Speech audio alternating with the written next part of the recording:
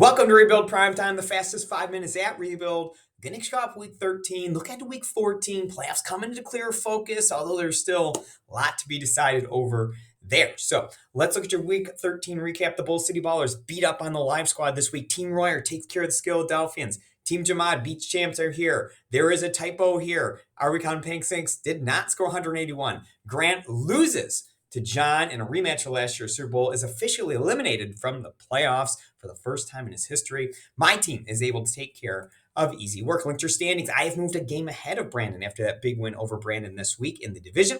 However, Brandon's still very much alive for the playoff mix at 8-5. Philadelphians, it's 6-7, still mathematically alive for the playoffs. We'll get to that in a minute. Our Recounting Pancakes has been eliminated, as I said, for the first time in their history from the playoffs of the Rebuild League. Team Royer sitting at 4-9, also eliminated. This will hurt. Bull City Ballers tied both 9-4. However, John does have tiebreaker over Josh as he beat him this year. Certainly sitting in first place right now in terms of those two teams. Live Squad a game back at 8-5, still very much alive for the playoffs. Team Jamad and champs are here, officially eliminated in spite of some strong play from Team Jamad here recently. Let's look at your power rankings. We do have a little shuffle at the top. My team moves up to number 1. I am leading league in points scored and tied for the best record, so they've moved me up to number 1. This one drops down a spot to 2. Bull City Ballers moves up a spot to 3. We are all 9-4. Straight with the records, ESPN this year. Interesting stuff. Easy work down 2 spots to 4. They've dropped 8-5. Tied with the Live Squad, who's in 5. Philadelphia 6 wins at 6. Are we counting Pancakes? Team Jamad with 5 wins at 7-8. Team Royer 4 wins at 9. Champs are here down to 2 wins at 10. Now let's go to these playoffs. We have James, a 1% chance of making the playoffs. And let me be honest with you, I'm not even sure it's that high. He is just 6-7, so he's 2 full games out of the playoffs. There are already 3 teams at 9 wins he cannot catch. There's only 1 spot available to James at this point. Both PC and Brandon are 2 full games ahead of him. So Brandon and PC would both have to lose their last 2 games. James would have to win his last 2 games. And if all those things happen, he still needs to score a ton of points because he doesn't have tiebreaker over both of those teams. And he's like 200 points behind them. That's all a problem for James. I would argue his playoff chance at 1% is overly generous from ESPN, and I think it's mostly they use whole numbers. Look in here. Let's look at the 5 teams realistically still alive for these 4 spots. Pastor Chuck has the worst percentage chance via ESPN, 56%. Obviously still more north of 50%.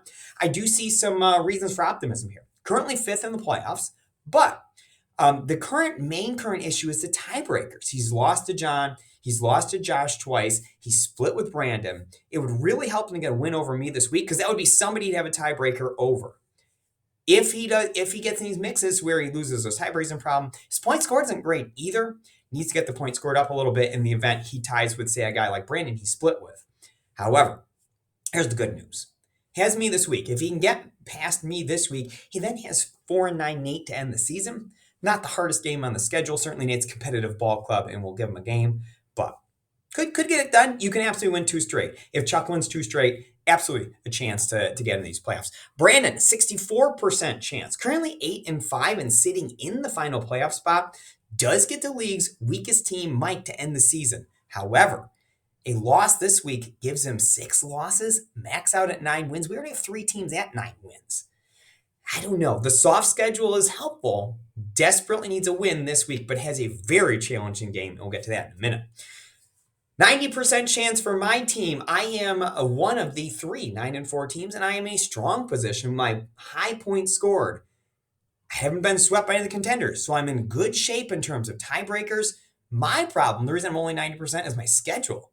I have to face PC this week and John to end the season. 1 win probably locks me in. I could make the playoffs without winning a game, but I'm in a real bad spot if I don't win one of these 2 games. So good night, go ahead and try and win one of these games, sew this sucker up, and put it to bed. I do think if I can get to 10 wins, I'm a virtual lock to get in the playoffs. And speaking of getting 10 wins in a virtual lock, I think John and Josh both fit this category, both over 90% to make the playoffs. I'm going to lump them together. Josh has the easier of the 2 schedules, but John has the tiebreaker, both Josh and PC. So the reality is John has a really good shot to win this division because of that tiebreaker. Both John and Josh are second and third in scoring, so they have that tiebreaker working for them if there is need to break a tie. John does have a tough schedule. His Brandon this week, me next week, so it's a kind of a tough challenge to finish. But I like both these teams to be in the playoffs. I think both these teams to be in, and I think that leaves two spots for PC, myself, and Brandon. But you never know. If somebody loses out, they're in real bad shape. Here's our Week 14 preview. Are we counting pancakes taking on Team Jamad? 2-5-8 teams going at it. Grant won 148-30. That is not a typo. Back in Week 5, Team Jamad is currently projected to win. They're the hotter team right now. Makes total sense. Bull City Ballers taking on Team Royer in a game they would love to win, to not have to deal with too much in week 14 for the last week 15. But Josh won this game back in Week 5. Currently a heavy favorite to win this game. And the five Philadelphians taking on champs are here. James won in Week 5, but Mike is currently projected to win this game. We have 2 games of the week this week because we have 4 teams fighting for the playoffs going at it this week. Let's start with part 1 of your rebuild game of the week. This Will Hurt is taking on the easy work.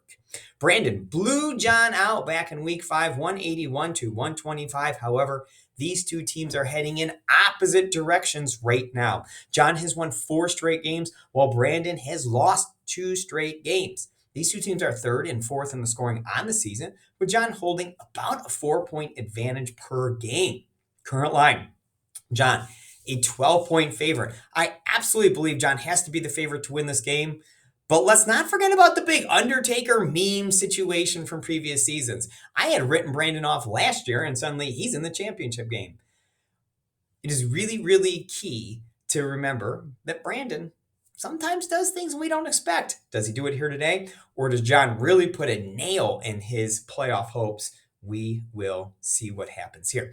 Game of the week, part 2, right here, the live squad taking on Too Legit to Quit. Pastor Chuck and I playing in a game we both really need to win. PC, card of the week's highest score, 190-146 in a Week 5 win over me. However, we both are scorching hot right now. PC has won 4 of his last 5 games. I've won 7 of my last 8 games. They're 2 hottest teams in the league. I do lead this league in scoring, while Pastor Chuck has dropped back to 5th. Kind of an advantage in my favor right there. The current line, however, is Pastor Chuck, a 145-140 favorite to win. My team's been defying the ESPN odds all year. So let me think. Who am I going to pick to win this game? Of course I'm picking me. What is wrong with everyone? You're not picking me to win this game. Hey, should be a great game by Pastor Chuck and I this week. Brandon and John, what a great game going on there. I wish you all great luck and great success this week. 2 weeks left in this regular season, so you can lock in these playoff berths. I know Chelsea wants that trophy out of her house. We need to figure out who it's going to so we can get to somebody else, unless, of course, John wins again. Then I don't know what we're going to do with the silly trophy. So good luck this week. I hope you all do very, very well, and I'll talk to you next week as we start to firm up these playoffs.